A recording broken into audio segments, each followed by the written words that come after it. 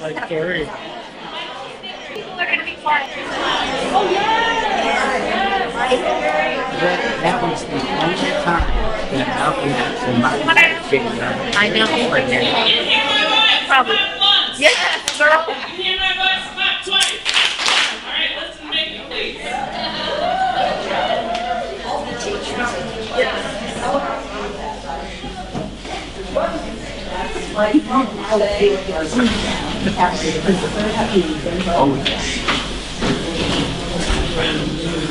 You're right. Okay, and there are more cheers happening, but, yeah. Okay. Well, in the course of this last year and a half, a whole lot of you have had communication from, you may not know the name, may not know who you are. We called the Google group, Hear from Bob. And that's who you are.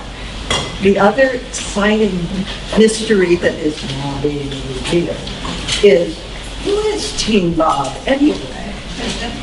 Well, Barbara, wait, the newsletter,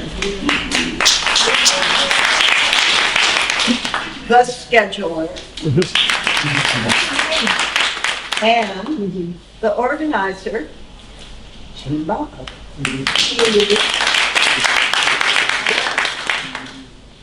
Bathrooms that way. What else was I supposed to? Kleenex Kleenex. Bathrooms that way, Kleenex on every table. on the tables. And here we're here for Bob. Twitter's dive. Just an additional note, there are signs posted. However, if you see a picture of Bob or a book that was owned by Bob or written by Bob and you want it, and it does not have a dot on it, please take it. If you take one of the ones with a dot on it, I will have to tackle you. I don't want to do that. I'm tired. So, if you want one, but you want people to still be able to see it, we put dots around. We might be almost out of the red dots, so just take a dot and put it on this photo, and then when everything's over, please take it. Edie doesn't want to keep this many photos. Well, thank you everyone for coming. I'm so glad that we have so many people here, and there's also people who are not here, but are with us in our hearts. Particularly, I want to acknowledge the passing of our dear friend, activist and comrade Terry Bissler. And, he is presente, and he was also Bob's editor at Coming Through to the Territory. So we'll be having many opportunities to make our hearts big and huge with grief and love, and this is one of those days. So I'm so glad that you're standing with us and Bob. I want to acknowledge who's here in the room. I see, Bob's family from Seattle, Howie and Mimi from Chicago, my friend Ed from San Diego, and all of his chosen and biological families and mine and friends. And I also want to thank for this beautiful banner that we are embodying at this very moment. It was designed by Lisa Roth and Vicki Legion. And also I want to thank Lisa for beautiful work on the announcement about this gathering. So, I was trying to figure out what to say, and I felt Bob tapping me on the shoulder and said, "Don't bury the lead." So I'm not going to bury the lead, but you have to listen because we don't have a sound system. So for me, Bob had big ideas, a big heart, and a huge mind. And that's what drew me to him when I met him in 1981 in Los Angeles at a political event. We started talking about what brought us to the movement and what we left behind. And we realized, as I'm sure many of you realized amongst each other, that we were walking the same path. And for me, that path was a long one, but the main part of it was that we got each other, we had each other's backs, and we loved each other. And during that time, we were many things to each other. We were activists, we were friends, we were lovers, we were chosen brother and sister. And at the last and most stunning stage of his life, for me, I was a partner to him and he was a partner to me, and we did that together. But we didn't do it alone. There were a lot of people in this room that helped us, and I'm going to talk about that in a minute. But we all have our Bob stories. For me, and people are going to go on about this, many details, we all know him as a radical spoiler of other people's children. Yeah. And we also know that he was an obstinate foe of sadistic police commanders in Chicago. We know that. And that's why he was kicked out of that police department. And we also know him, I knew him, and some people here will tell a vivid story about his willingness to be a willing combatant against Nazi skinheads in Chicago. But he was also the same Bob that was an encouraging teacher to elderly Chinese ESL students in Oakland. And he was an extremely close observer of everyone around him. And he was always ready with a one-liner when it was so needed for a sense of humor in many situations. And for that, we are eternally grateful. And hopefully he spread more seeds amongst us, because we're going to need it a lot moving forward. So, what a life he had. And Mamiya is going to talk about what his life was like, actually. But before he does, I want to say, he learned, as you know, from every single thing he did. And one thing that which was so astounding is he got a graduate class in U.S. imperialism and colonialism from the U.S. Navy when he was stationed off the coast of Guatemala in 1954 when the U.S. overthrew that government. And I'm not making this up, the same year he was on another Navy cruiser stationed off of Indochina when the French left defeated after 100 years of colonialism. And as you know, I know you're not surprised to know that Bob was paying attention. And when he came back to the United States and New York City, he married Sidel. He moved to Los Angeles. He was the editor of Black Belt magazine in Venice. And we're so grateful to Craig Gordon for videotaping this, because his comrades from the Free Venice movement and the anti-war movement in Venice are waiting for this. They're going to do another tribute for him down there, because it was with them that Bob connected the dots. And after he connected the dots, he committed the rest of his life to righting what had been made wrong in so many ways. So, as you can see, he had an impressive life. But I want to say the last part of his life was stunning. I thought I knew him. I did not even have an inkling of how courageous he was and how able and deep his love was for all of us, that he was able to be present at that point of his life. And one of the reasons he could do that is because he was at Andy's Art and Loving Care home, and the people there, the Tibetan and the Filipino caregivers, treated him as if that he was their own father. And it was because of us. It was because of some particular people in this room who visited Bob every single week for a year and a half, so that he was not alone and he was accompanied. And I want to particularly recognize Team Bob in that effort, myself, Nikki, and Barbara, and also Lou Siegel, raise your hand back there, Bob Mandel, his brothers, who visited him, read to him, drank whiskey with him, and also all of you who brought yourselves, your children, pints of ice cream. Raise your hands, please. People who came over and over again, so that he was living a full life that last year and a half. And As Che Guevara said, a true revolutionary is guided by a great, great feeling of love. And that, I just want to say that third-degree black belt who took on the imperialists and the racists unrelentingly was just as courageous and unconditional in his love. And I will never forget that love.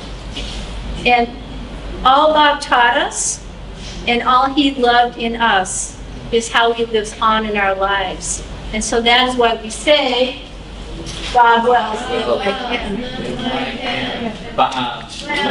Live like him. Bob Wells, live like him. So thank you, and I just want to say, we're now open for an open mic. We want you to raise your hand. Oh, thank you. We have a very important tribute from Mumia Abu Jamal, who today we will receive this message from him, speaking praises to Bob. So we're going to let Barbara come up, and we're going to play down the speaker.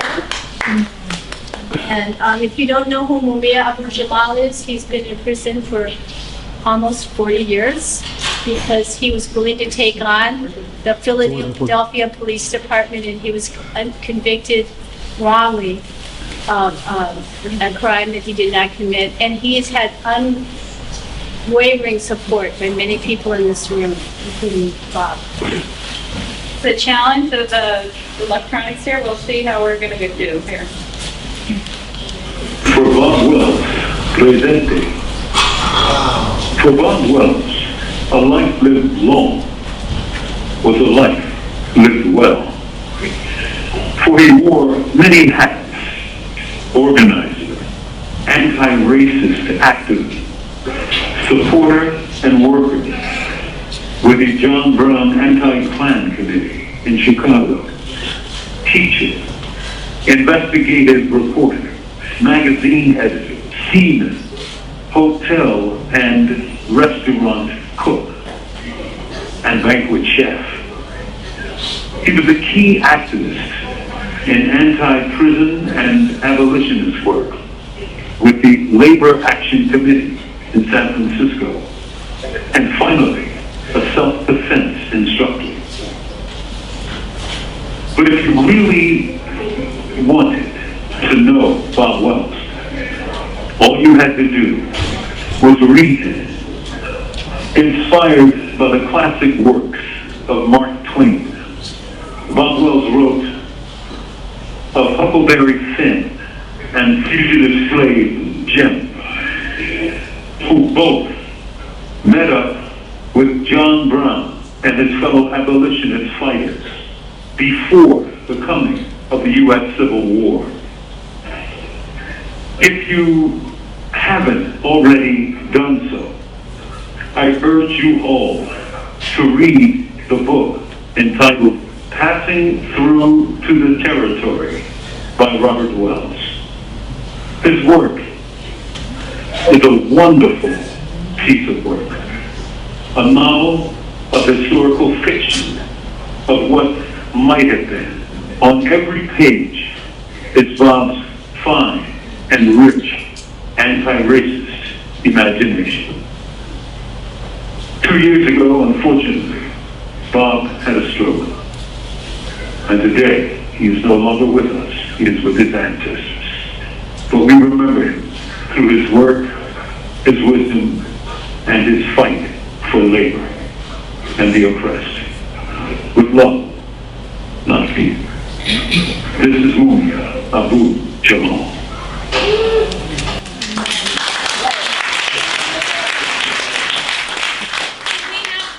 Over here, if you haven't read it or want to take one, please take one. I just want to say, I want to thank Prison Radio, which this is part of, Mumia does a message every week that's played at the beginning of their program. And this was played this week. Thank you. Thank you. So we have somebody who would like to speak. Bob Mandel, come on up. Thanks, Bob.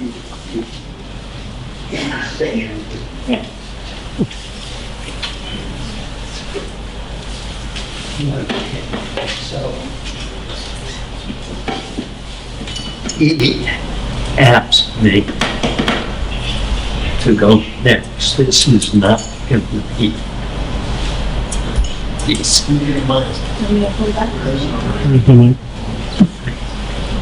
This is Bob's favorite whiskey. And I wore this shirt because if you can't see its mustache, Bob was delighted.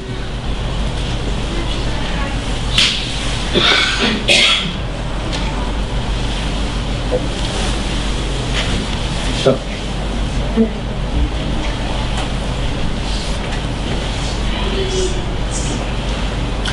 3-4 years ago, we went to the border of Nevada and northeastern California, and we saw a herd of wild mustangs. It was the first time in his life he'd ever seen them. He almost fell over. So, and Mumia just spoke. Bob gave 25 years of his life to the unrelenting fight for Mumia's freedom, which means the fight against American imperialism, against the police state, and so on. Were he alive, he would have been with me this morning at the mass picket which shut down the Port of Oakland.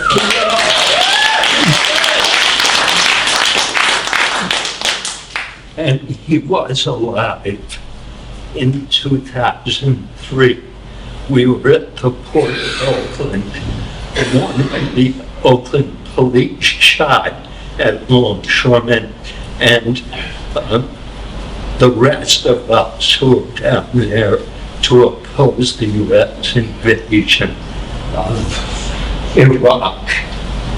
And Bob and I left literally 6 minutes before, because we had to be in class to teach. And I think the last thing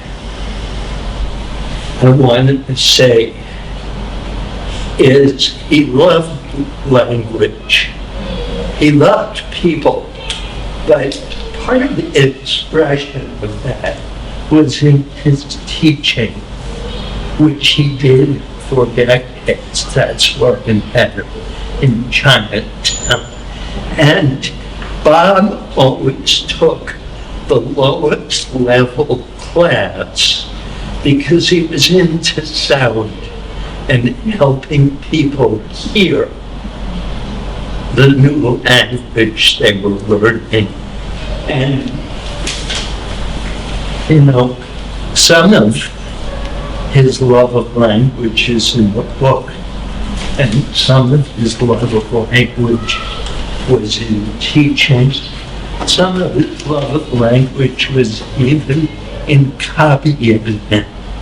And I think Lou will probably talk about some of the reading that they shared in love with language.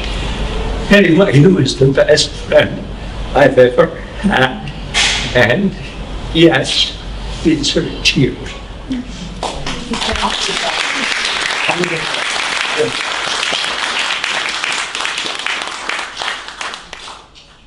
Who wants to come up next? That's a hard act to follow. Nancy.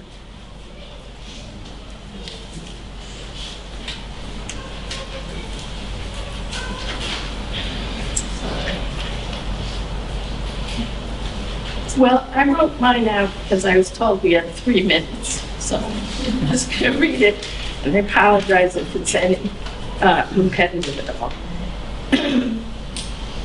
Let me start by saying that still waters run deep.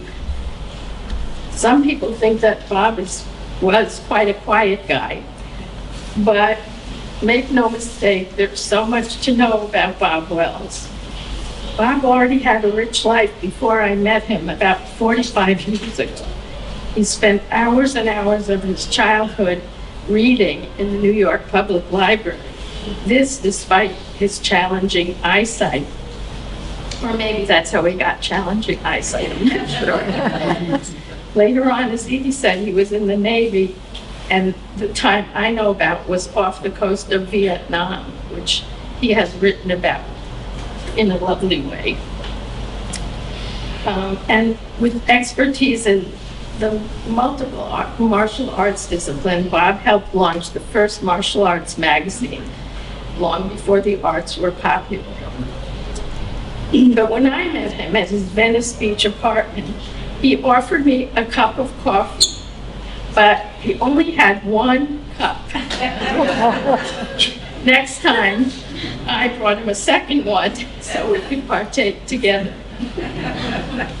So he didn't have cups, but what he did have was a whole lot of research about the segregated nature of Los Angeles, including the public school system. Books and articles were piled everywhere. And Bob had a whole lot of smarts and a whole lot of heart. We hit it off right away, and I knew from the start that he was the dyed-in-the-wool anti-racist, as reflected, as people have talked about in the wonderful novel that he's written. What a great writer Bob was. Bob and I shared a lot together. In the 1980s, we took over the presidential campaign headquarters in Los Angeles, demanding the release of the Puerto Rican political prisoners. I think Donna, who's here somewhere, was also there. And Karen, yeah, and a few other friends.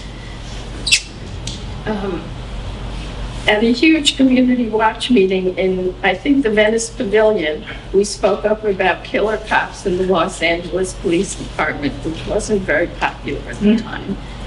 In Chicago, we fought against Nazi plant elements who were trying to develop the base of young people.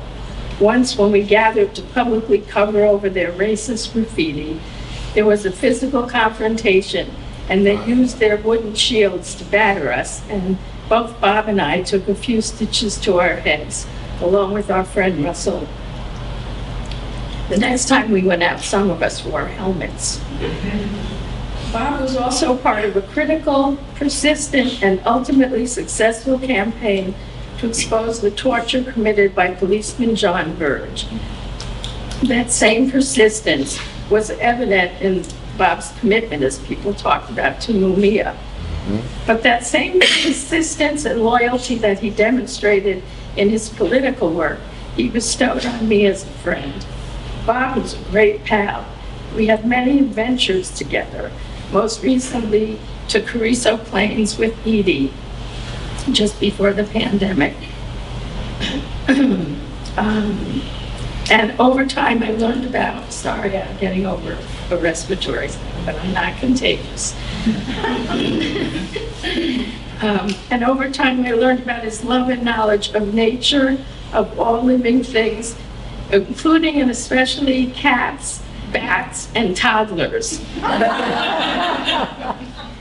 Sort of in the same category. When I came to visit Oakland, because I lived in Chicago till recently, Bob and I would meet at Mama's Royal Cafe, and it was as if we'd seen each other just yesterday. Bob always had my back. When Steve, my late husband, became ill with cancer, Bob was there. Well, not physically, because although Steve loved Bob too, he wanted to go through his transition privately. But Bob, he sent articles. He made both of us aware that we were loved by him. To sum up, I love you, Bob, and you live always in my heart. Thank you.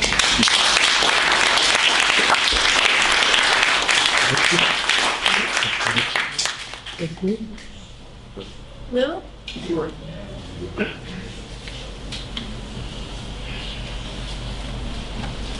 I met Bob about 12 years ago, 13 years ago. I was an old man, he was an old man. It was at what was called at the time Cafe Trieste, it's now Cafe Chiave. And I was reading a big ass book, and he said, "What are you reading?" And I told him it was John Sayles. I wrote a terrific novel about the intersecting lives of people from North Carolina to Cuba to in 1898, which was a pivotal year in the growth of U.S. imperialism. And he said, well, I have to look at that. And, I was sort of surprised because he looked, I grew up with knuckleheads, and he looked sort of like a knucklehead. And, but about 2 weeks later, he said, yeah, that's a pretty good book. And I said, damn. And I said, well, what do you do? And he was really interested in literature. He was interested in Mumia Abu-Jamal and getting him free. He was interested in a whole lot of things. And we read a lot of magazines together, and we exchanged articles. And he despised the British imperial system with a passion that was rang true to my heart. And particularly in relationship to Ireland, and we talked about the Irish Republican Army and the official branch and whatnot.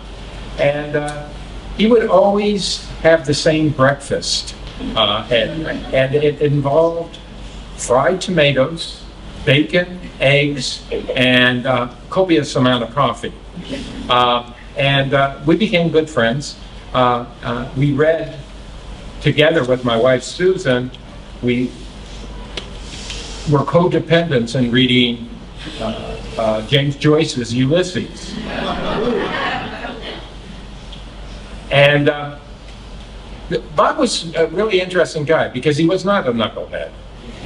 He was a very erudite guy. And as we were reading it, we would come across Irish Gaelic, and I had no idea, and I was thumbing through the annotations trying to figure out what was being said, and he would just say, well, that means this. And I was always impressed with that. Fast forward to the last year and a half. Spent a lot of time with him. We read a lot. I read him not Borstal Boy, Memories of an Irish Rebel by Brendan Behan. And I read it to him. And I would stumble on the Gaelic. And he said, haven't you learned anything in the last 2 years? And anyway, he was a very sensitive man. He was very loving towards the people around him. I never heard him complain about his pain until the last week or two. Mm-hmm. And then he was having a hard time thinking, he said, because it hurts. And but he was always present, and he had wonderful taste in music. Except for the bagpipes. I wasn't so wild about that. And he liked to hear that on a regular basis. But he liked, Baroque music, and he hated Beethoven. I said, what the hell? How's that work? But he was an older brother from another mother. And I have great love for him, and condolences to you and to all of his friends and family. He was a good man. He was a really good man, and he was a strong man. And he was a knucklehead.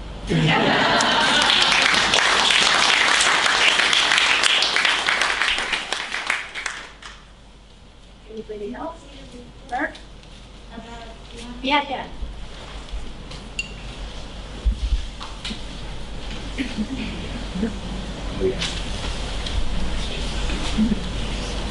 Hi, everybody. Liddy asked me to read this piece about the Free Venice movement. And I just want to say, in addition to Terry, we also lost Sekou Odinga in the last couple of days. So. And we also lost Sekou Odinga, former political prisoner, who also was having a really hard struggle over the last period of time. So it's another loss of this week. And another, elder and political prisoner that we lost. This is an excerpt from a piece by someone called Steve Effingham. And he said, this is a thumbnail sketch of how Bob Wells came to be part of the Free Venice movement. Just before the pandemic, I visited Dr. Springer in his Venice home to deliver a copy of Bob's book, Coming into the Territory. When I arrived, he lit up and invited me inside. Many years had passed since he'd spoken to Bob, yet he was deeply moved by the gift of Bob's book and eager to hear more about his old comrade. He told me, Bob was the most effective activist in Venice, referring to the heyday of the Free Venice movement in the late 60s and 70s.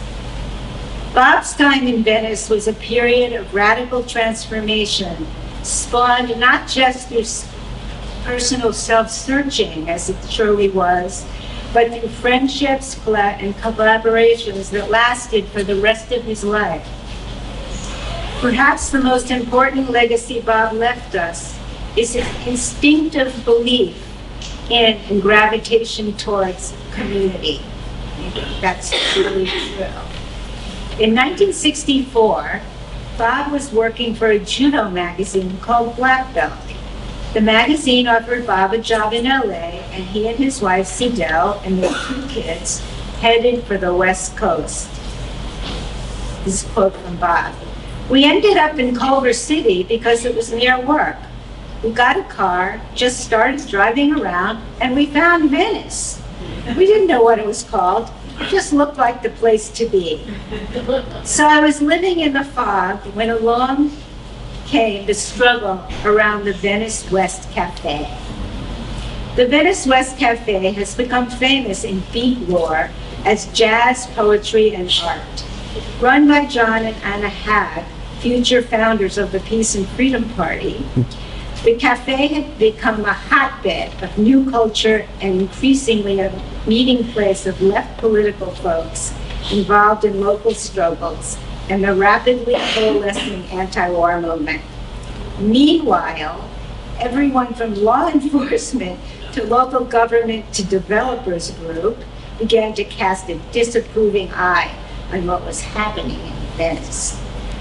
The police responded with indiscriminate drug raids, evictions, and infiltrations of political groups. The arch-conservative Santa Monica Evening Outlook, known in Venice as the Evening Outrage, began publishing editorials criticizing what they thought were subversive activities taking place at the Venice West Cafe. Bob, the inveterate writer of letters to the editor, responded. In 1965, there was a big teaching on Vietnam at UCLA. It sounded like the same thing that had gone on in Algeria to me. I had been prepared to go in with guns blazing in Vietnam, so I decided to go to UCLA and check it out. I remember one of the speakers, Mas Kojima. He just laid out the facts. I looked up some of the books he mentioned, and there, sure enough, were all of the facts. So I changed sides. My loyalties changed to the rebels against the French and therefore against the Americans. What the hell were we doing there? I was pissed because I had been suckered and almost to the point where I was ready to pull the trigger in Vietnam. The war in Vietnam was beginning to split the Democratic Party. When the Democratic California governor, Pat Brown, summarily fired a fellow Democrat who had come out against the war, an insurgent caucus developed called Californians for New Politics. The intensity and pervasiveness of the cultural and political change taking place in the late 60s sometimes isn't easy to grasp. Bob Wells was in the midst of it, organizing the community around poverty, police harassment, resistance to predatory development, while integrating issues such as the Vietnam War and the Civil Rights Movement into the local struggle. His views rapidly radicalized. Sometimes in the late 60s, Bob and Rick Davison received a message from someone in the Weather Underground. Sorry for the vagueness. That next to the local Safeway, there were books stashed under a mattress that could be studied. Bob Bob and Rick retrieved the books, organized a small group, and began to study Prairie Fire. Bob left Venice in 1981. The Beachhead reported his farewell party. He continued to evolve in his lifelong pursuit of revolutionary change. He never relinquished the struggle. He believed that local struggles for justice and equity were synonymous with the struggles of all oppressed people internationally. Springer. So Free Venice was the powerful learning experience for you. You matured politically during that time. Bob. Yes, I would say so. The Venice movement was like a ball of twine that has opened up and the strings are going in all directions. Bob Wells has left us a living legacy. His spirit and voice remain a tangible reality. He continues to animate and inspire us. Thank you, Robert Wells.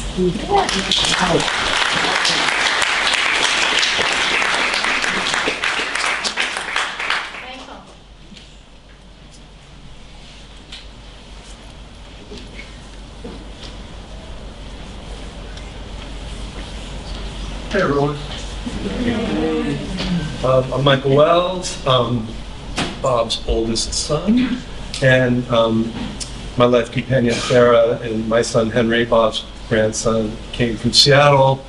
My daughter is studying abroad and couldn't be here. Otherwise, she would be here with us all today.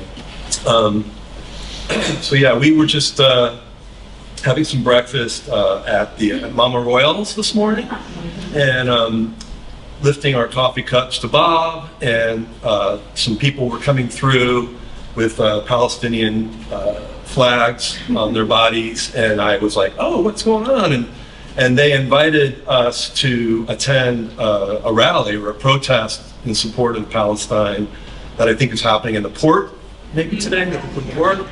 And today is probably the only day that I can remember in my life when my dad prevented me from going to a protest. Here I am. It was going to be here or on the port getting arrested. So I chose you all to be with you in my dad's wonderful community, of which you guys are all, and I'm so glad to be here with you. So I think, as I'm reflecting on my dad, I'm just thinking about memories, and I think a couple really powerful memories for me that have just come into my mind and my heart today.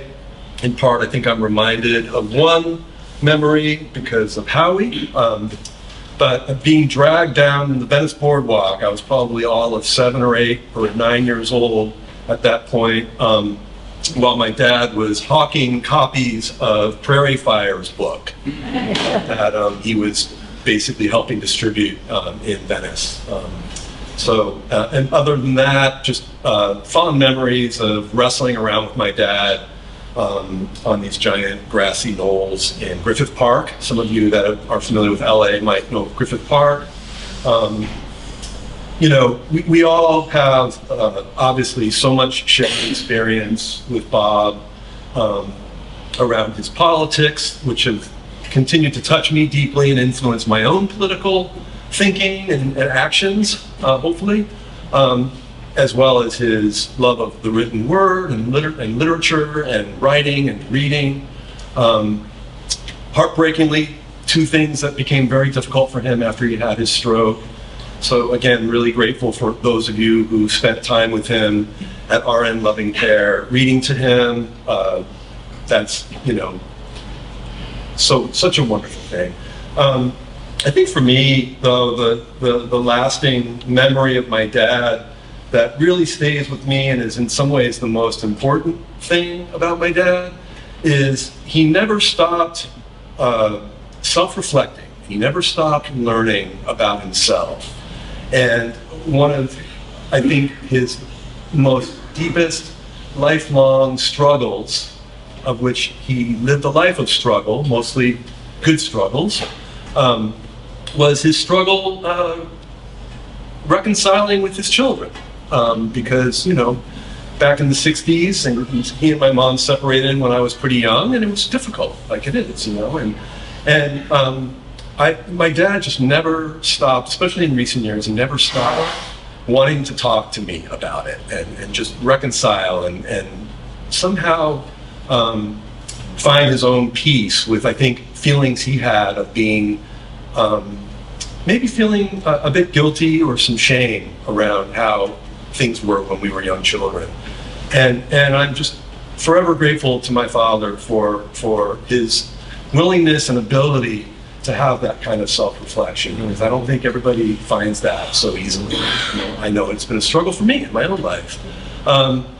And I have some fond memories just in the last 6 months of calling my dad from Seattle, and he could barely talk on the phone or hold the phone. And I think maybe it was Lou, you might have been there this one time, and my dad really wanted to talk about regrets that he had about me and his relationship with me. And Lou, I'm pretty sure it was you or Bob, I think it was you, were there, Bob Mandel. And you just really made space for my dad and I to have this conversation, and it almost felt comforting to me that there was somebody else in the room who was almost bearing witness to this effort that my dad was making to just ask me for some assurance. And I assured him, as I had many times before, that we were okay, that he and I were okay, and that I loved him, and that he could do no wrong, you know. And I think for me, that's probably, you know, the most important memory of all is my dad's wanting to reconcile, and we did reconcile. So thank you all so much for being here. And today's my dad's birthday, and love all of you. Love all of you.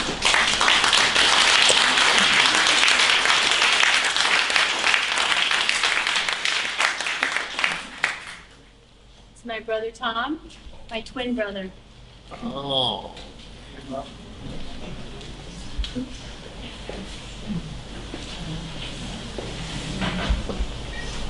That was very beautiful.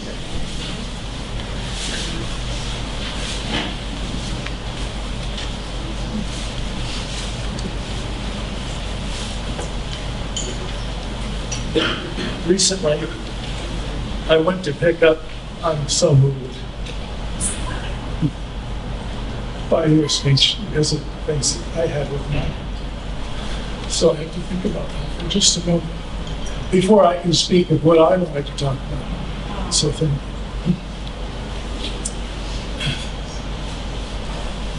Recently, I went to pick up my granddaughter, Sophia, and her parents at the airport.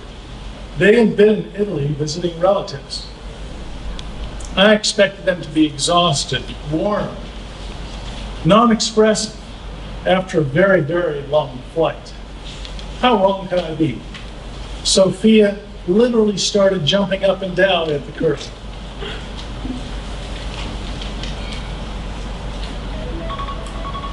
And had to be restrained from running out towards me as I approached. Others around her noticed her joyfully screaming, "Grandpa," name that I adopted. "Tom Tom, Tom Tom," she was saying. I was totally blown away by her vibrancy, even her physicality, and of course I was flattered she was excited to see me again. But what does this have to do with Bob? Bob was exactly the same. He was so totally expressive. But unlike Sophia, he was very, very sparse. If he liked you, you really, really knew it. He was so accurate in his emotional expressions. That is why, even though I rarely saw him, when I did, it was always very memorable. The Haagen-Dazs blind taste test in Edie's backyard. 3 others of you know of this Haagen-Dazs, is that right? I knew that you would. In Edie's backyard was certainly one memorable moment. But the most poignant for me was when I went to see him at his care facility in Albany. Not unlike Sophia, as I arrived, he looked right at me. And he gave me that crooked all-over smile that I had come to love so much. He immediately enveloped me with his piercing concentration on the subject at hand. Me. Had he not been bedridden, I don't doubt he would have jumped up and started running around the room, just like Sophia would. I could sense a low energy in the room. Edie had been caring for him. He knew he was not in good shape, and it had been hard on both of them. I was wondering, how am I going to be able to have a conversation that would be meaningful without being too heavy? He knew this might be hard for me, so he just smiled and waited for me to settle. Isn't that the Bob that we all know and love? No rush, take your time, he seemed to be saying. His gaze toward me relaxed me immediately. Bob was a man who lived primarily in his head, and he was very, very intelligent. Small talk was not his thing. So that might be intimidating for most of the time, but in his gentle way, he was able to express to me what was on his mind, using only his face. I'm a person who lives primarily in his body. Maybe this is where I should go with Bob. Edie said a woman had been helping Bob with PT. As soon as I heard that, it was on. Bob and I are going to do some PT he had never seen before, and it's going to be fun. Let's see, what can he do? He was sitting upright. Let's do some toe tapping. Maybe a little bicep flex or two. Some isometrics. What else can we try? I know. Let's breathe while we're doing all of this, shall we? But wait, Bob isn't breathing at all. The harder the exertion I asked for, the less he would breathe. He was living in his head, and he was not listening to what his body wanted. Air. I let him catch up, and then I tried again, but this time I asked him to forcibly breathe in and out. He couldn't do it. What he did instead was stick his tongue out, twist it in purple, and try to bite it off as he exerted himself. I said, Bob, that's not breathing, this is. And I blew so hard at him, his hair flew back. And then that crooked smile came back.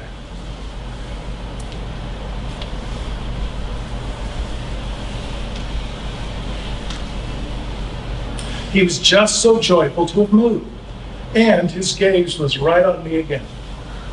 He was saying, thank you, and I'll never forget it.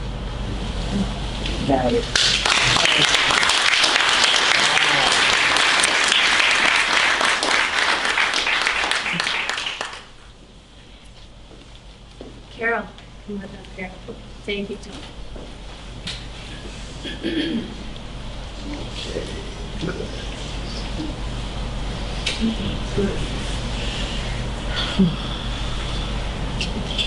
We all know this. Bob Wills was a wonderful human being. There's an idea about a good person that they can make the world a better place. Well, given what's going on in our world, we're dominated by vicious capitalist ruling class, armed with the ability to destroy us all. That may not be possible right now. But Bob made my world a better place, and probably all in this room. Here's how he did this, in my case.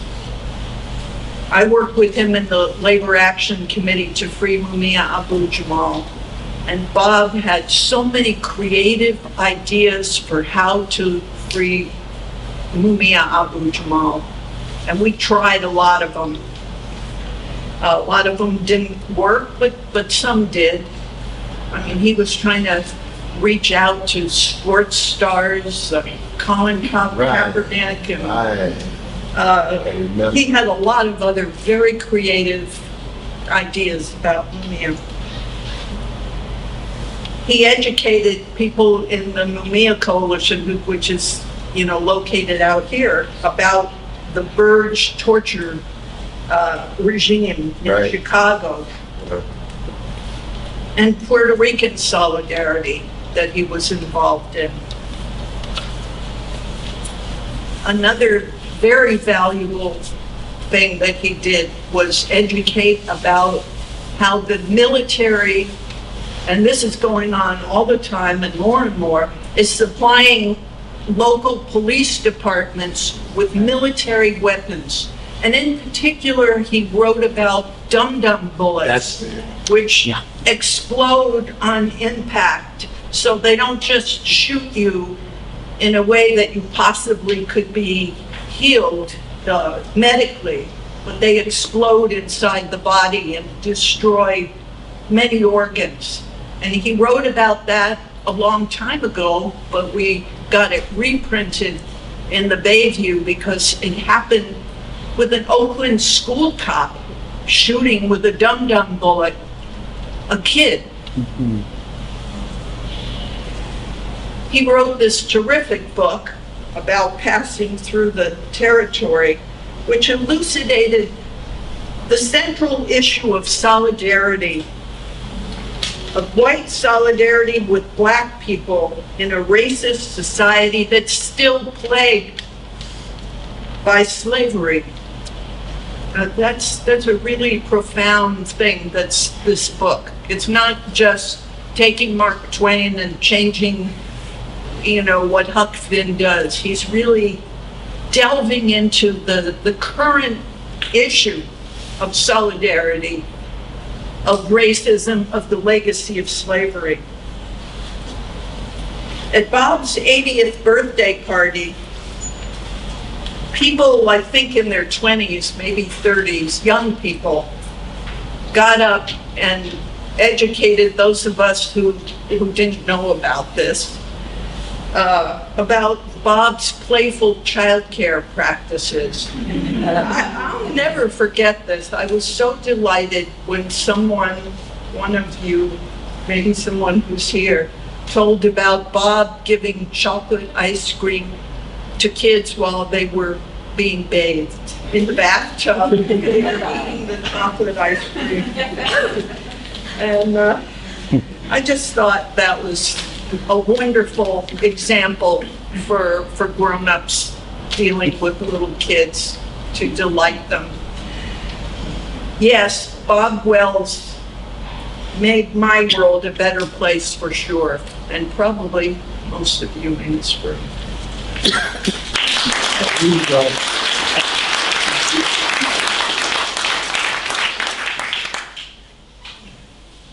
My head's cold. Most of you know me, but for those who don't, I'm Michaela. Bob was my godfather, but he was also my Bob. I remember being about 5 or 6, and I'm in Edie's kitchen, and I'm so excited. We just had sleepover. She's making pancakes. Mom never lets me have pancakes, but Bob is coming. Bob is shuffling up the street, carrying what he always carries when we have sleepovers, a big Sunday San Francisco Chronicle and a quart of orange juice. I drink most of the orange juice. He lets me read the funnies first, points out how funny Garfield is, and rubs my hair. I sit on his shoulders and I tap his head like a bongo drum. And he laughs at me and asks me what I'm reading, and asks if I can read to him. I can't quite do that yet. I'm just looking at the pictures. He doesn't care. I draw at least 30 unflattering stick figures of Bob. He's got 3 hairs on each side of his head. He keeps every single one. He lets me steal his pens and color in his nails. I'm 16. My hair is pulled back so tight it looks like it's straight. I've just gotten off of show 16, 18 of Siddhartha the Bright Path. I am exhausted. I've had to pretend to be healthy when all I want to do is cough. I have been under stage lamps for however long. I'm like this. Bob comes up to me. I'm up. It's a hug time. Bob's here. Every time he sees me, Mickey, oh, Rudy, I'm 21. I'm having a panic attack. I can't reach my parents. They're horrible with phones. No offense. I call Bob. Bob is also terrible with phones. But Bob hears my voice and picks up the phone. Hey, Fixter, what's wrong? Breathe. Breathe. Got this. You're gonna be okay. I got you. I don't got this, Bob. I'm having a panic attack, but I am slightly calmer now. I'm 30-ish years old. I get a text saying Bob's in the hospital. I break down. We go to the hospital. We're not sure if he's gonna make it. He makes it. And he makes it again. And he makes it again. And every single time he sees me, Mixter! Mickey O'Rudy! He lands in a wheelchair. And I cry again, because there's my Bob. And he shouldn't be in a wheelchair. He should be out pacing me at 88 years old. How is this fair? And he looks right at me and he says, "Good news, Mickey! I can still run over those Nazis in this."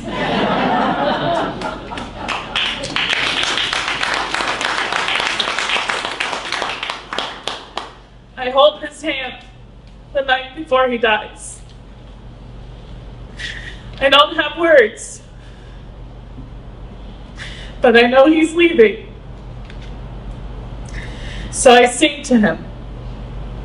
I dig down and I sing. May all beings have happiness and the causes of happiness. May all beings never have sorrow and the causes of sorrowing.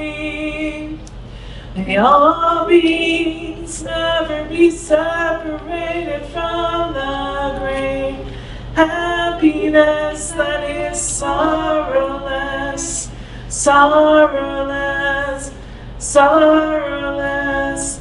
Light of the world, just as long as I'm a part of this world, I am the light of the world.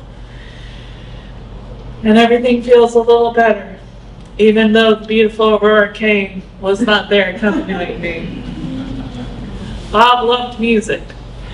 He was invested in my musicals because I was invested in my musicals. He came to every single show. When I told him that technically speaking, I had been doing theater during college, it's just, Bob, well, it was Rocky Horror. And I didn't invite anyone to that. He goes, who would have come to Stockton in February for a midnight show? Yeah, he probably would have come. He probably would have insisted that he could not have taken my bed, that he would have slept on my floor, because Bob wanted to be there for me, with me, at all times. After he passed, and I was a wreck, I thought to myself,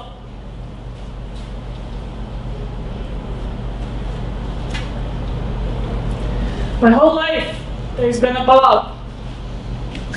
There's not a Bob. What do I do? I have tattooed on my arms. Some things I'll never change, but till I'll try, I'll never know. And that made me think of one of his favorite songs, which I'm sure all, if not most of you know, by the great Holly Meir. And it goes,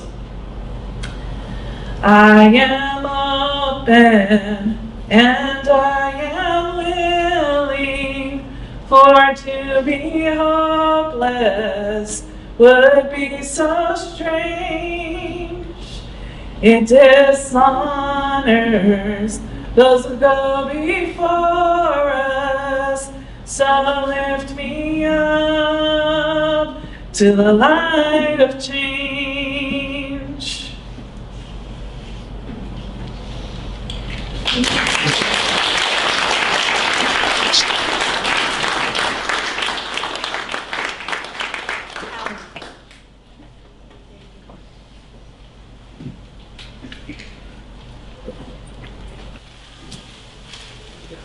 Well,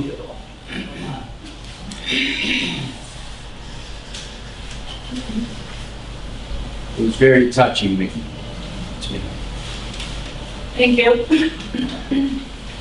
Well, first I want to say thanks, Team Bob, for bringing us together.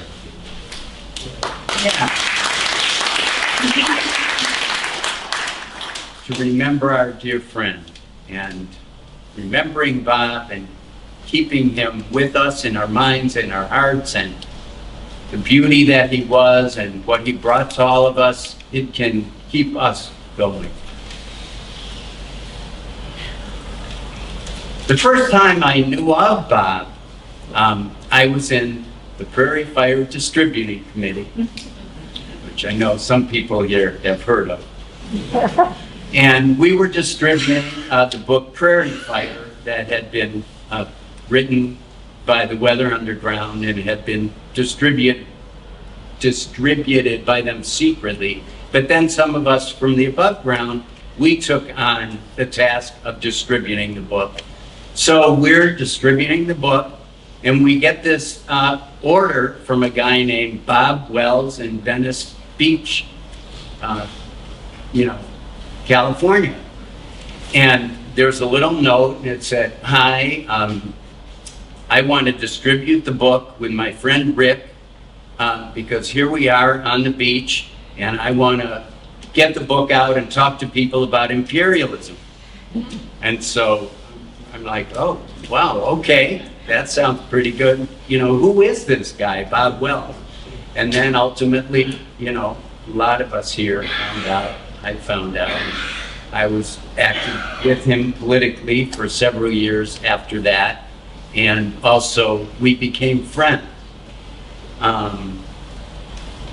And I was in the Chicago John Brown Anti-Klan Committee with him.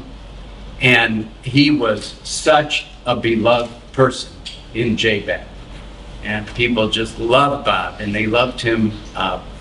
One thing was his wry humor, because we were dealing with pretty serious stuff like many of us have, about many issues. But Bob's wry humor would always come in handy to explain something in such a simple way, or just, create a light moment. And his wry humor, just how kind he was, and also his thoughtfulness. Bob was always thoughtful, and it's always struck me paradoxical Bob. I think about paradoxical Bob, who, for example, in one of the John Brown Anti-Klan Committee meetings, we were talking about what should we do, because we're going to have a march. This is different from the Stamp Out Racist Graffiti. We're going to have a march where the neo-Nazi skinheads had their headquarters and where they lived. And it came up, what if they block us? So Bob, thoughtfully, I don't remember exactly, he probably took off his glasses, maybe, cleared his eyes a bit, looked down maybe, and then he looked up, and I do remember for sure he says, well, I think the best thing would be is if they get in our way, we just walk right through them. And, that was Bob. He was so cool and collected and thoughtful in the way he presented things. But what came out always stunned you. So there was this powerful things that he would say, both personally and politically. And where did that come from? Let's just walk through them. Okay. And yeah, Bob was injured as he fought off neo-Nazis as we were gathering for a Stamp Out Racist Graffiti activity. That's right. You know, during that time in the mid-'80s, neo-Nazi skinheads were rising up all over the country. It was pretty horrible. And in Chicago, there were swastikas, white power, the N-word, all this stuff in lots of places. And so we decided we're going to cover them over with spray paint cans. So we were gathering to go out on the Stamp Out Racist Graffiti activity. We were armed with our spray paint cans. And the neo-Nazi skinheads approached us and attacked our group. They were armed with bats, with shields, you know, with paper cutters. Tire irons as well. That's right. Thank you, Rose. And Bob, you know, was among the people who just got in there, and he was fighting with them. And he showed us, Rini and I, the knuckle that he used at one point, like to hit one of them, because it was serious. We were being attacked. And he got injured, and Nancy was injured, and others of our friends. But, you know, Bob wrote about white supremacy so much in his book, his article on the Dum Dum Bullets. He was all, but Bob always was involved in political activity too. It wasn't just his amazing thought process about things that made him Bob Wells. He was really an activist, and he proved it in that moment. But he, you know, Bob was involved in so many movements, particularly about white supremacy and anti-black violence. The Dum Dum Bullets, Bob wrote about that it was violence against black people. Mumia, you know, the Burge torture situation in Chicago, and I'm sorry, I'm getting a little long here, but I just want to say Bob was also really a good friend. And whenever Rini and I would come out, we'd visit him. And it's hard coming out here and there's no Bob, physically. But I remember one important time when Bob was still living in Chicago just before he moved to California. And I was going through a difficult thing in my life, and I was talking to Bob about it. And, you know, Bob looks at me and again, you know, thinks, and he says, you know, what's happening to you happens to hundreds of people every day. But when it happens to you, it's like it's the first time. And I'm like, wow, you know, that happened, I don't know, it's 35 years ago, and I remember it to the word. Because Bob was so wise. That's just one wise Bob, you know, thought among so many I know we've all heard. And so Bob was a great friend. And, you know, he helped me, and I hope I helped him and supported him. So yeah, so let's remember Bob, the gentle soul he was, and the powerful life he led. Thank you, Ken.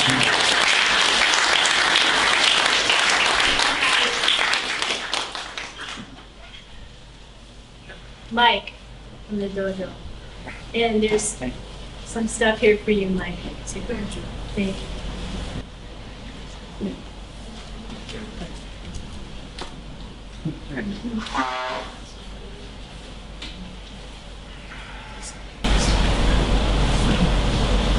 So yeah, God, I was thinking about when Bob first came to our dojo, he was probably just a couple of years older than I am now.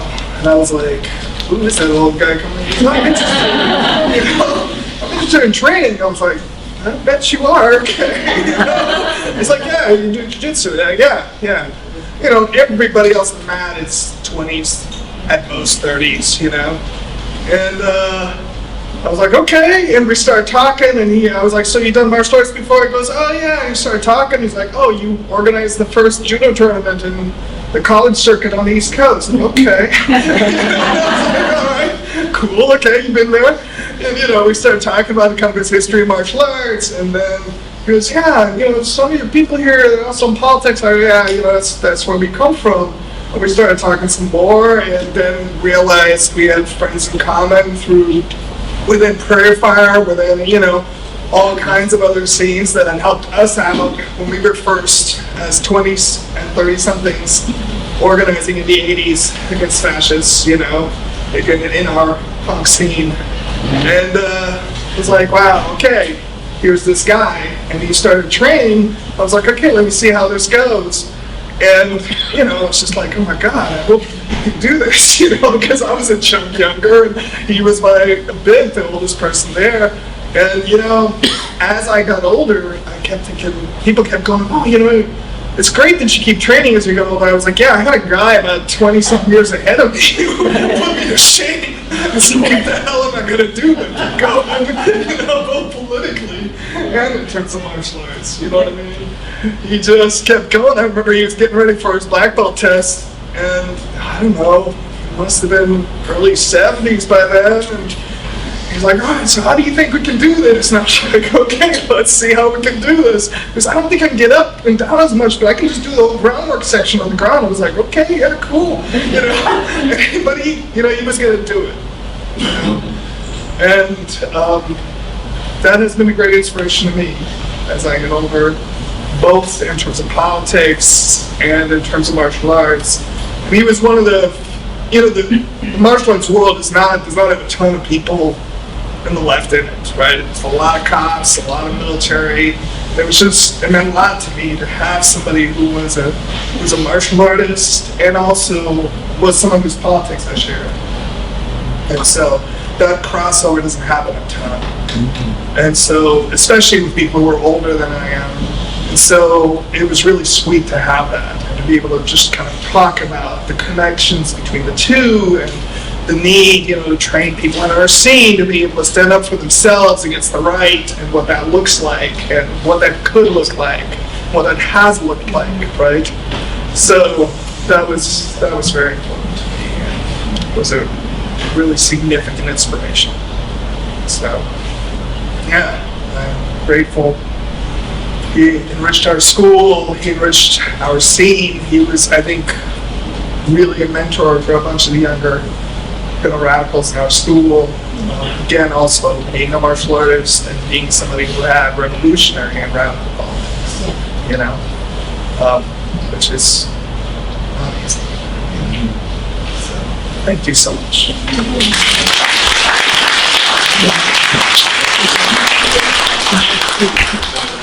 I also want to say thanks to Mike because when we moved up from the second floor to the first floor, he brought the people from his dojo to move our stuff. Yeah. Out of respect for Bob and what he stood for. And I think that community, you know, Bob created community and he inspired others. You did, yeah. We were inspired by him. Yes, and there's A lot of books to move. So many books. so who would like to Campbell, and then we'll have Jim. So glad you're here. It's a grand jury story, yes. Yes. So I'm chamomile, not camouflage. For those of you.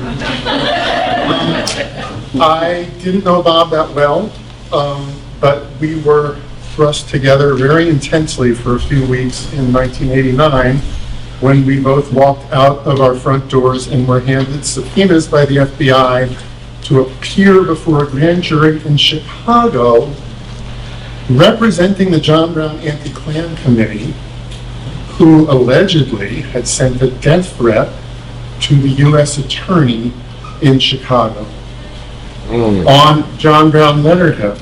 So our first reaction was, we don't have any letterhead. second reaction was, we would never make spelling mistakes like that. However, we showed up in Chicago. There was a principle that had been very deeply established in certain parts of the movement, mainly by the Puerto Rican independence movement, who we worked closely with, and Bob in particular. And that principle had to do with not testifying before grand juries, period. They, for those of you who don't know this already, they're secret proceedings. You can't have a lawyer present. You can't take a fifth. You have to answer any question they ask about anything. Who was at this meeting? Who said what? Et cetera, et cetera. If you don't answer it, you're in contempt. You can be sent to jail.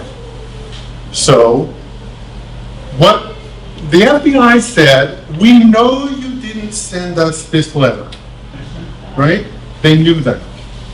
But you have to come testify before the grand jury anyway and bring us the literature of the John Brown Anti-Klan Committee. And we're like, what?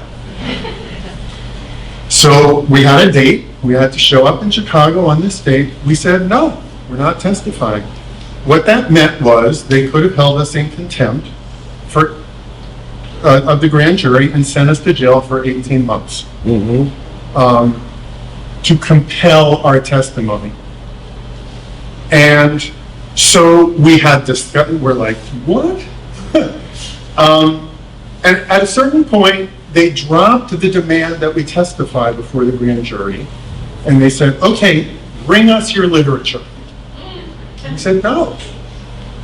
They said, well, if you don't, we're going to hold you in contempt. We said, okay, we're going to have a demonstration at the Federal Building outside the day we're supposed to appear before the grand jury, and all the literature you want is going to be on the table. Not that you don't already have it. It's going to be on the table, and you can come get it, just like anybody can. And it's free. We'll give it to you. I said, no, you have to bring it to us. So we're like facing 18 months in jail because we have offered to give them our literature at our table, but that's not acceptable. We have to go to them and deliver it. And we're like, 18 months for this? And Bob was very steadfast. I was a little more wavery. We had discussions with a lot of different people in the movement, including the Puerto Ricans whose leadership we respected greatly. Even they were like, what? And we decided that we were not going to comply. So we go to this meeting, and in the meantime, we had organized a huge campaign. We had basically made their fax machine useless by having people all over the country send faxes to them. We took out, I think it was an ad in the New York Times, all these signatures of people in the movement. And we get into the room with the attorney from the People's Law Office in Chicago, and the U.S. attorney says to the judge, looks at the U.S. attorney and says, well, what do you want to do? And he says, I don't think we need you to compel their testimony. And we walked out, and that was it. But the thing I want to add to the picture of Bob that's been painted here is that he was a man of very deep principle. Yeah. Even if that meant a tremendous personal cost. That's right. And I am honored to have gone through that experience with him. Thank you. Thank you.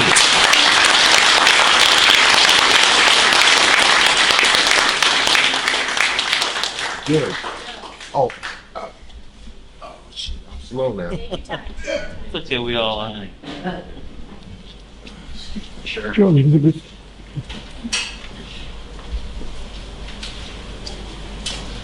Most of what I was going to say has already been said, so that's really good. I have supported Mumia Abu-Jamal since 1987, but I wanted to convey to y'all this thing that he did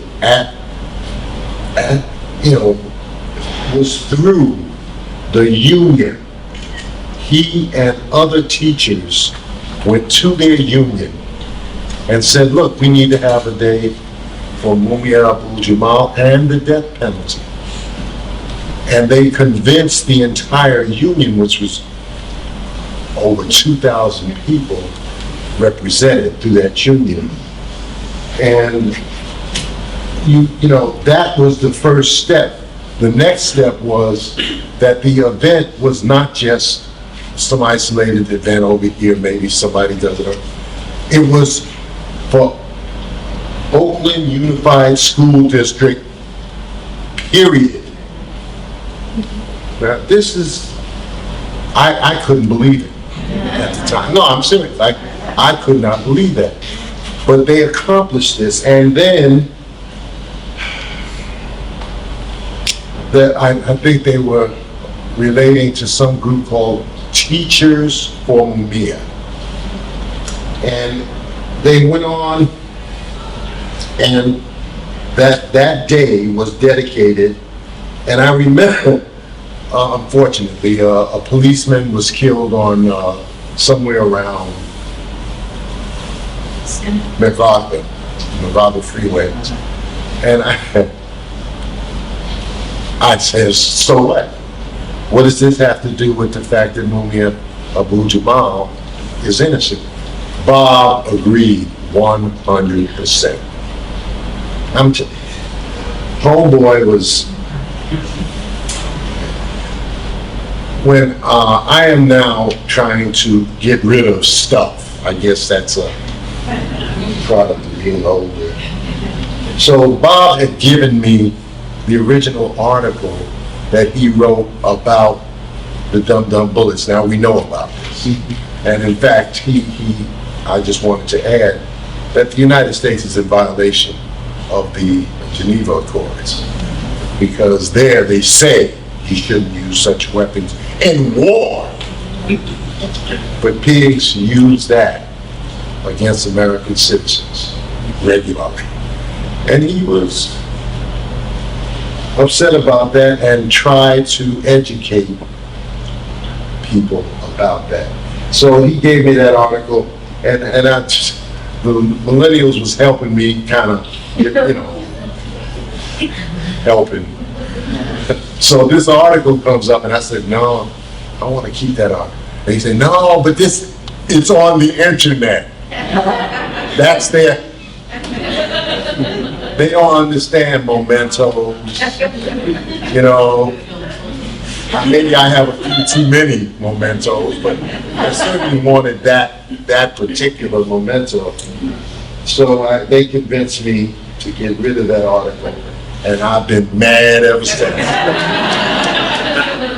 So also, I just wanted you to know that Bob was extremely happy about the fact that, because I was a little skeptical about the Teachers for Mumia, the action that they took in Oakland Unified School District, but they actually, Bob was interested in the curriculum for obvious reasons, and they actually wrote essays about Mumia and the death penalty.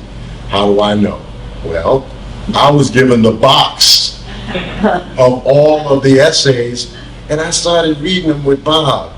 And I said, Bob, look at this. And he took pride in the fact that it was not just a symbolic kind of thing, but they really taught the children. And you know what? The children ate it up. I couldn't believe it that these little, excuse me, but I couldn't believe the age, like we talking 10, 11, that they got it. And Bob was very proud of that. And I miss my papa. Yeah.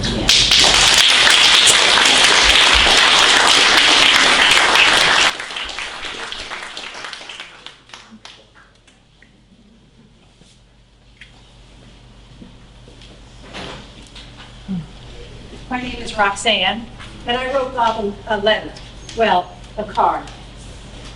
It's really to me.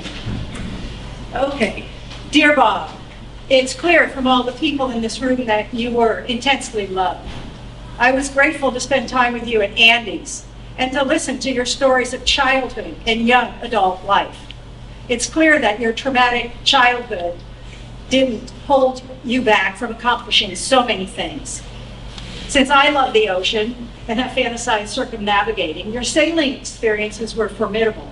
To name a few, your experience working the bridge on a troop ship destroyer, the numerous stormy Caribbean crossings, the Korean War, sailing the South Pacific, learning and using celestial navigation, a sextant and chronometer, being a signalman, and your pride at earning an eagle patch with 2 chevrons. So impressive. I want you to know you made the world a better place with your wit, friendship, loyalty, and curious desire to learn and teach. I also want to say that I respect the intense and committed relationship you had with Edie, and I will be there for her. The love and tenderness you both had will be missed, but not forgotten. You were a beacon for survival and love. Rest in peace, Roxanne.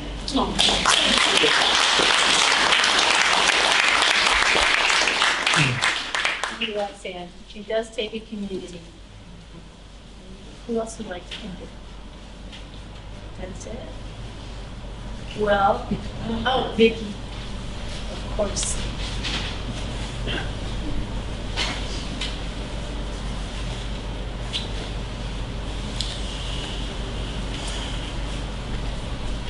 Hi, everybody. So I'm Vicki, and I'm Michaela's mother. And before I say just a few words, I want to appreciate Edie, who is the anchor for this, in many ways, for Bob's long life, and also for that very difficult year and a half. And you know, I saw Edie figure out homes for Bob as he was getting weaker and weaker. She broke down the apartment with the dojo when Bob couldn't live in his house anymore. She, working with Barbara and Michael, she wrangled very difficult finances. So, and then she just loved Bob, and he loved and adored her. And every time I'd visit, he'd always say, "Where's he?" You know, and it's been a long time since I've seen her, which might have been yesterday. So I appreciate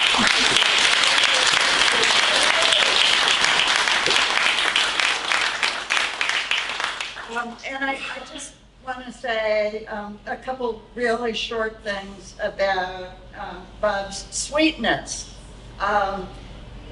We lived together with Edie and Bob when Michaela was 0 to 3. And Bob had that goofy humor. He would, and I just want to say this because this is so, you know, his sweetness. He would make a chair into a bucking bronco, you know, so you'd have an 18-month-old kid holding onto the back of the chair, and he jiggled the chair, right? Rosa knows this. He jiggled the chair, and it was, you know, hilarious laughter going on and on. And then he also did a thing with Michaela where when she was a baby, she'd finish the carrots. Then she would start blowing carrots out of her mouth, you know, blowing carrot bubbles. And so Bob would take a Pyrex, Pyrex baking pan and use it as a defensive window. But that's just so goofy and so Bob, right? Thanks.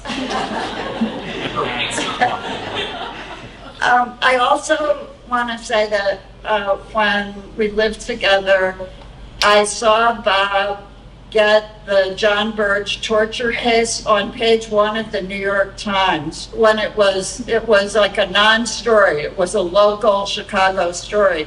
And there's a picture over there on the wall that I'm hoping I can grab of Bob on the phone. but he would be on the phone for hours every day, working the media. And he would make friends with the reporters, and it was just that sort of bulldog persistence that finally resulted in the torture story getting on page 1 of the New York Times. So, Bob, we love you, and I love you.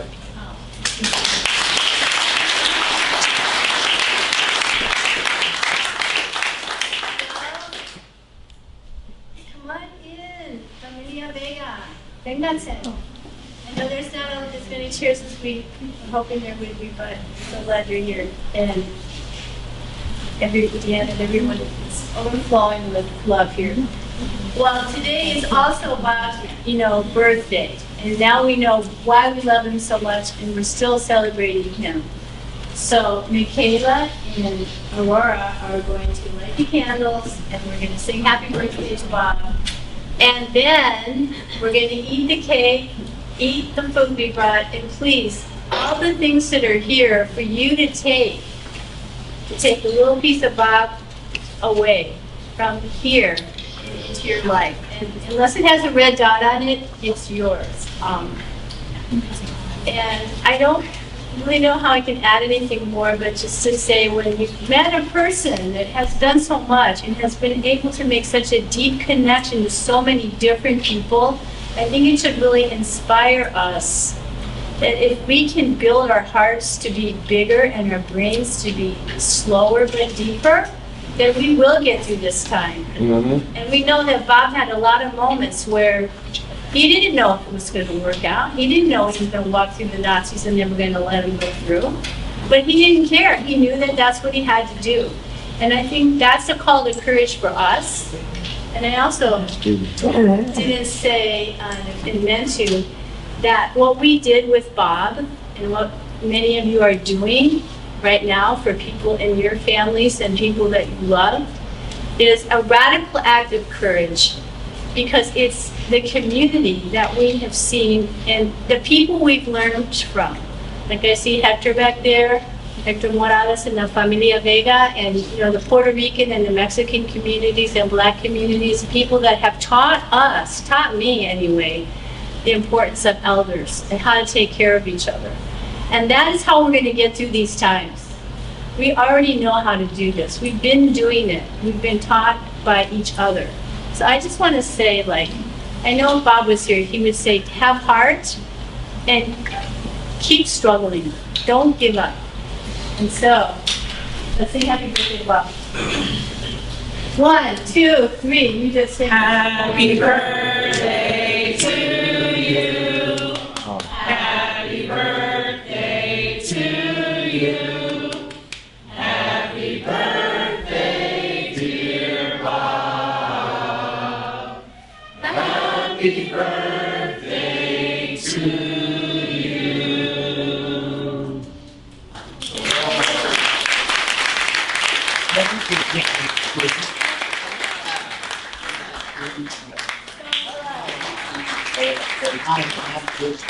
So, Regina and Aurora are going to cut the cake, and anybody who feels like, we'll leave all the cake over there on the table, you can come and get it. But there's food and there's refreshments for everybody, so please enjoy. Thank you.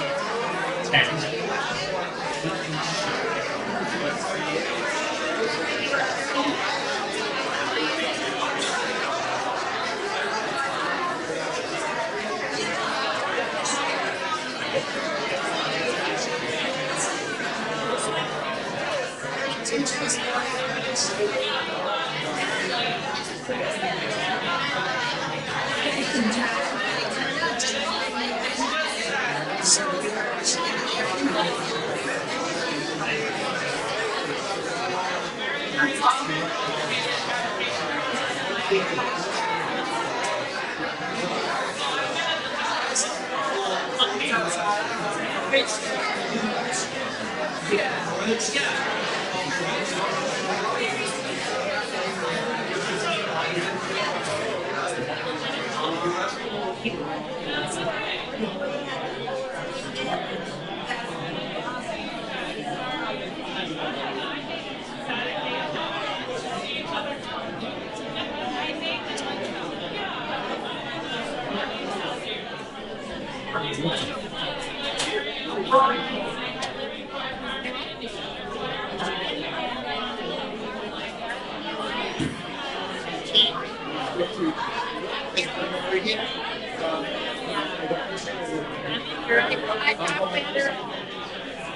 you.